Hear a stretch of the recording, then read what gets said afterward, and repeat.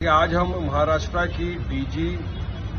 रश्मि शुक्ला साहिबा से हमने मुलाकात की अभी, और हमने उनको पूछा कि मैडम 14 जुलाई के दिन जो कोल्हापुर के अंदर घटना हुई उसके बारे में आपने क्या संज्ञान लिया है, क्या किया आपने। हमको तो जो घटना दिख रही है वो 6 दिसंबर की याद दिला दी हमको, किस तरह से लोग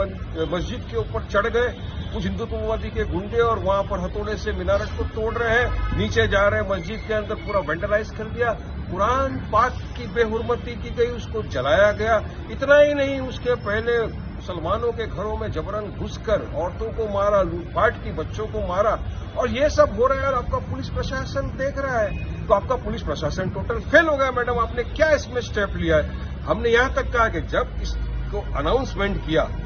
कि कल हम वहां जाएंगे, इल्लीगल अतिक्रमण है वो हम हटाएंगे, ये कर देंगे, जिस नेता ने इस बात का आह्वान दिया तो पुलिस प्रशासन ने उसको जाने की इजाजत क्यों दी। प्रिवेंटिव स्टेप्स क्या लिए, प्रिवेंटिव मेजर्स महाराष्ट्र सरकार ने क्या लिया, पुलिस ने क्या लिया कि इस तरह की घटना नहीं घटे। तो हमको तो ऐसा लगता है कि क्योंकि महाराष्ट्र में चुनाव आने वाले हैं अभी विधानसभा के, तो उसकी तैयारी शुरू कर दी है फडणवीस सरकार और शिंदे सरकार ने मिलकर। तो आपकी सरकार तो सिर्फ बैठी है, देख रही है, आपके पुलिसकर्मी सिर्फ देख रहे, और इनको खुली छूट दे दी है उन गुंडों को जाकर लूटपाट मचाने के लिए।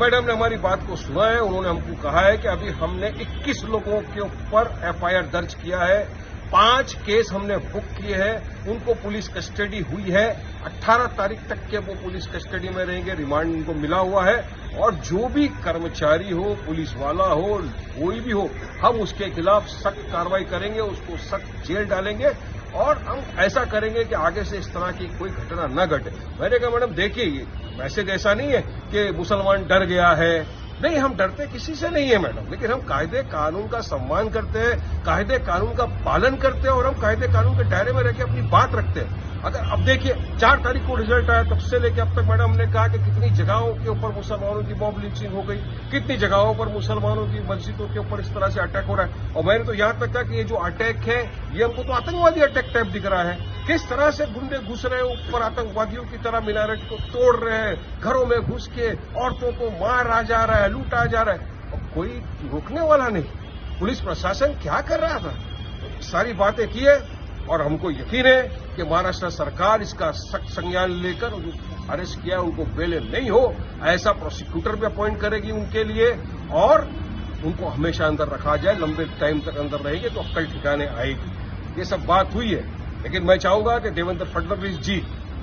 शिंदे साहब जो महाराष्ट्र के सीएम है, वो भी इस बात का संज्ञान लें और गौर करें कि इस तरह की चीजें आगे से न हो। हम चाहते नहीं कि महाराष्ट्र का वातावरण खराब हो, मगर कुछ लोग चाहते हैं कि महाराष्ट्र के अंदर सांप्रदायिक तनाव पैदा हो, वातावरण खराब हो। उनके इरादों को, मंसूबों को अगर वाकई में आप सीरियस हो, वाकई में आप चाहते हो रोकना, तो इन जैसे दरिंदों गुंडों को आप सलाखों के पीछे लंबा टाइम रखिए,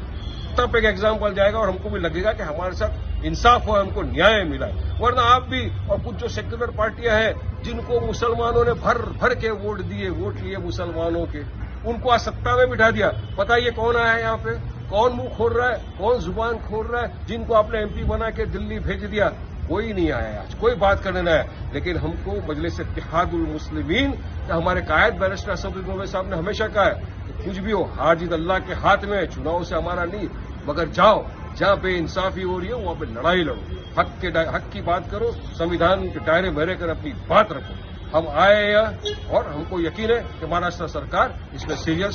स्टेप उठाएगी।